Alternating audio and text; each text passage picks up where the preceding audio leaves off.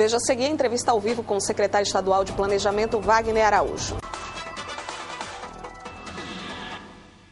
Está aqui conosco para a entrevista ao vivo o secretário estadual de Planejamento, Wagner Araújo. Boa tarde, secretário. Boa tarde. Boa Daniel, tarde. Boa tarde. Você está em casa, Jorge? Secretário, hoje nós começamos aqui o jornal com uma das matérias, na verdade uma série que nós temos acompanhado de algumas perdas do Rio Grande do Norte. E hoje especificamente se falou aqui, nós falamos sobre a questão da refinaria. 2 estados do Nordeste, o Maranhão e o Ceará, já têm essa garantia. O Rio Grande do Norte tem ficado de fora desse processo por quê?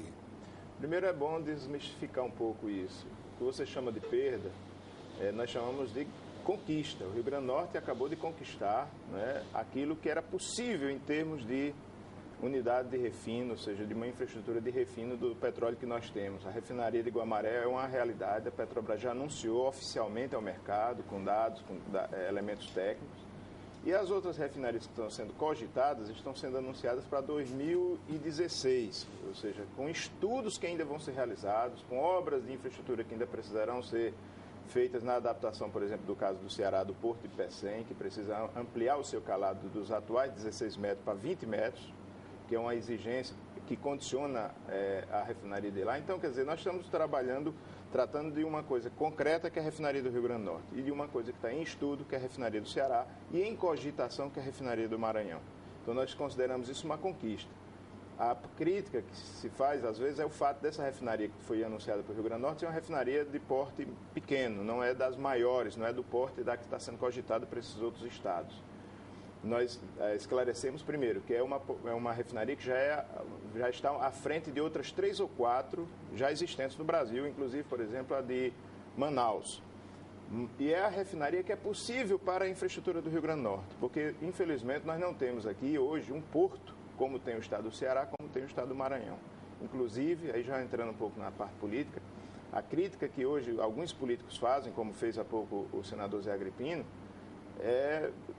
chega a ser risível, porque ele foi governador durante 2 anos, foi senador, já está no 3º mandato de senador. Ele teve uma aliança enorme com o governo federal, desde a época dos militares, passando pelo governo Fernando Henrique Cardoso, por 8 anos ele era aliado do presidente da República. Nesse período, os estados do Ceará, vizinho, e de Pernambuco conquistaram uma infraestrutura, como é o caso dos portos, conquistaram a duplicação, por exemplo, da BR, no caso da Paraíba, entre João Pessoa e Campina Grande, a segunda maior cidade, e o Rio Grande do Norte não teve direito a absolutamente nada.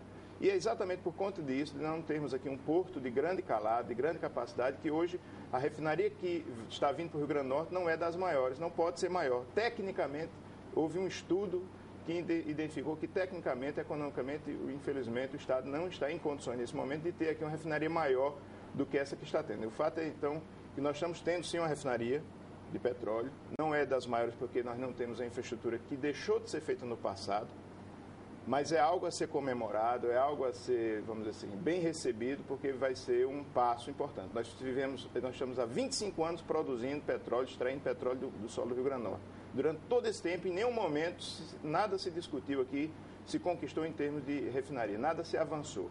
No atual governo, no presidente Lula, da governadora Vilma, é que finalmente essa discussão veio à tona, nós trabalhamos e estamos conquistando aquela refinaria que é possível. E agora, com essa parceria administrativa, essa parceria política também com o governo federal, a gente pode esperar esses investimentos em relação ao porto, em relação às ferrovias, para dotar o Estado de uma malha ferroviária, de que haja uma integração dos modais, né, das modalidades, tanto porto como por via terrestre, como por ferrovias. A gente pode esperar que esse investimento seja feito para que daqui a 10 anos não chegue um novo secretário, sente aqui e diga, não, mas porque lá atrás também não foi feito. É verdade, nós temos um estudo, a governadora Vilma mandou fazer um estudo para identificar um local para o porto. Porque o porto que o Estado tem, que é aqui no centro de Natal, que é uma área sensível ambientalmente e próximo do sítio histórico da cidade, você imagina o que é você colocar uma refinaria naquele lugar.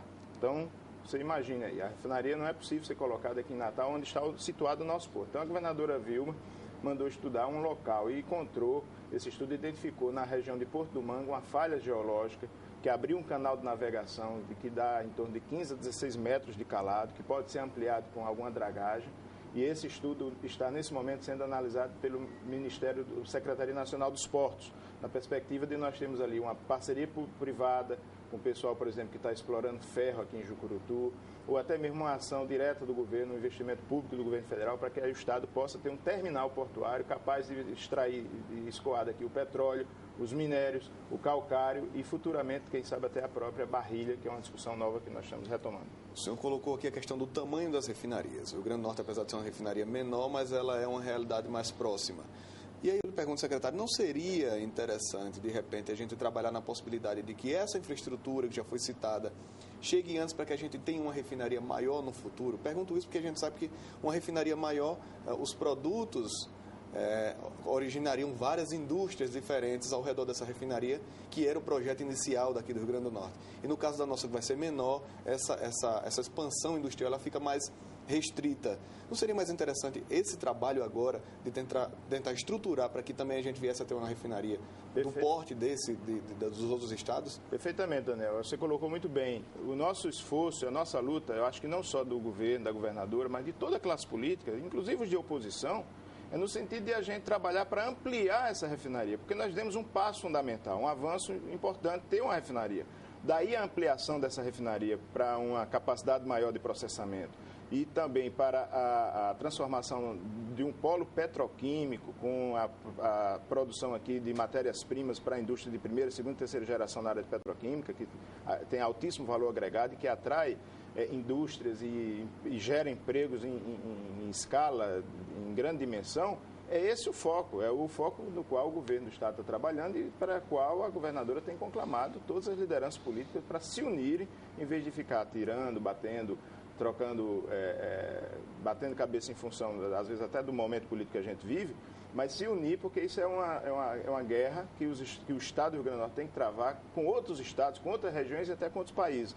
Uma guerra para atrair para cá investimentos consistentes, que tenham sustentabilidade ambiental, mas que tenham, sobretudo, a capacidade de reverter o quadro social, de desemprego, de falta de renda, de oportunidade para as pessoas que vivem aqui trabalhar e viver. Uma outra obra estruturante para o Estado em execução é a obra do aeroporto de São Gonçalo do Amarante. Os empresários têm reclamado da forma como está sendo idealizada, como está sendo liberada a zona de processamento de exportação, que não houve aí a isenção do imposto de renda para as empresas se instalarem. O que é que há de verdade nisso?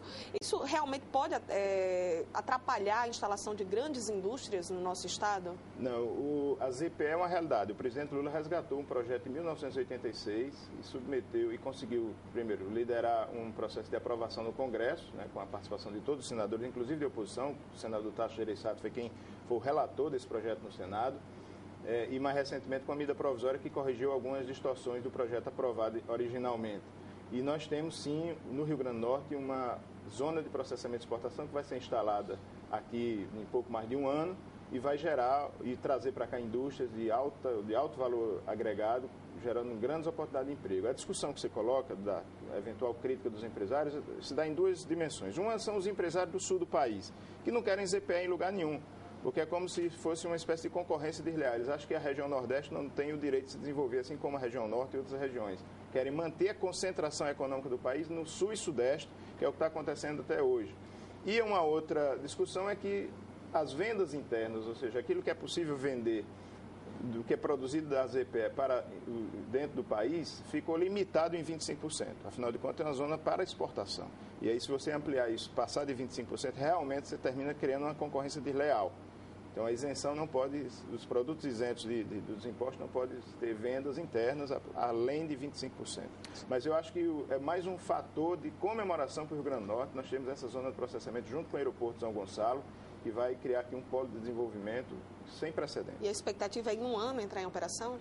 A lei, depois de aprovada, ficou agora o próximo passo é a instalação do Conselho Nacional da ZPE. Depois que esse conselho for criado, formalizado, o Estado, e assim como os demais estados, terão um prazo de um ano para iniciar a implantação da ZPE. E depois que iniciar, também um prazo que está sendo discutido para a conclusão dessa obra da implantação da ZPE. Então, nós estamos trabalhando já no aspecto de localização e de outras providências da definição do perfil industrial dessa ZPE, exatamente para que a gente possa ser uma das primeiras do país dessa nova fase de ZPEs. Secretário Estadual do Planejamento, Wagner Araújo, muito obrigado por sua participação aqui no Jornal do Dia. Eu que agradeço. Boa tarde a você. Boa tarde. Boa tarde. O Jornal do Dia vai ficando por aqui. Volta amanhã, às 1h20 da tarde. Até lá. A todos uma ótima tarde e até amanhã.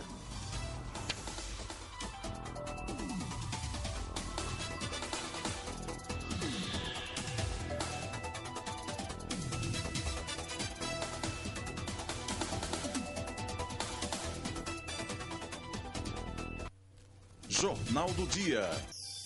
TV Ponta Negra. Crescendo com você.